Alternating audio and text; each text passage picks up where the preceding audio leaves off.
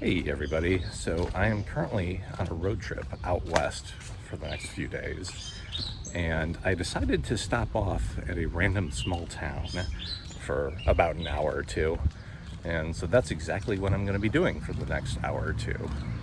This town that I'm exploring is in the southeast corner of Iowa, and it's called Fairfield, and it has a population of about 10,000 people, and from what little I've seen of it so far, it seems very nice.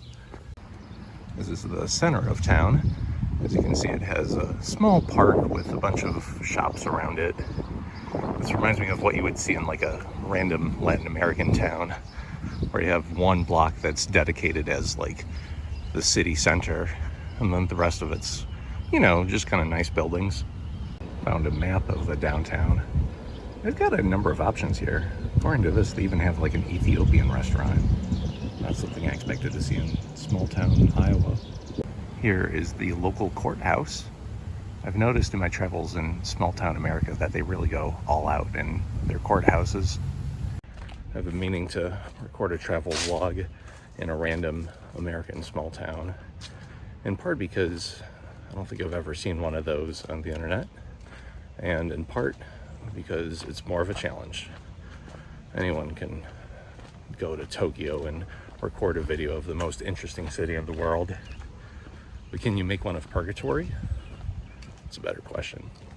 This is a fun little garden. I'm a fan of this garden. There's a stereotype that people who live in small towns are hateful and bigoted and whatnot, but I've been seeing a lot of like "don't be homophobic" signs. That's always nice to see in these parts. It's one thing to have those signs, in Chicago or whatever, but doing it out in the middle of nowhere, that's kind of ballsy.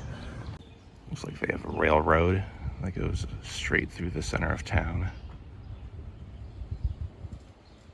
Nice thing about small towns is that they often have stuff that's still here from the 50s and the 60s.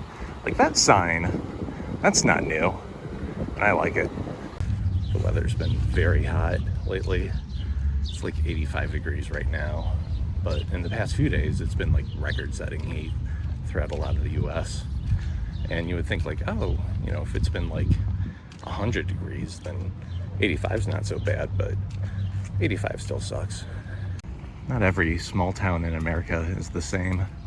From how I see it, there are basically two different tiers of American small towns. There are the ones where they buy their food at Walmart, and then the ones where they buy it at Dollar General. And thankfully for the good people of Fairfield, they buy it in Walmart here. There's a squirrel right over there.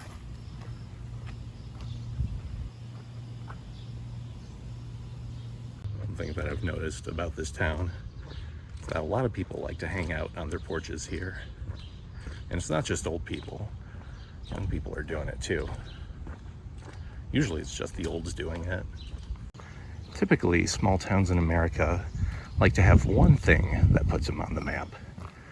Like you might be passing by a small town and you'll see a sign that says, "Hey, check it out. We have the world's longest ball of string." And then you go check it out. And it seems like the thing here that puts it on the map, on the north end of town, there's like a big golden dome. So I'll check that out later. Words to live by. Come to think about it, I've probably already seen everything else that there is to see in this town. So I'll check out that golden dome, and then I'll continue on with my road trip and never see this town again. It looks like a boob.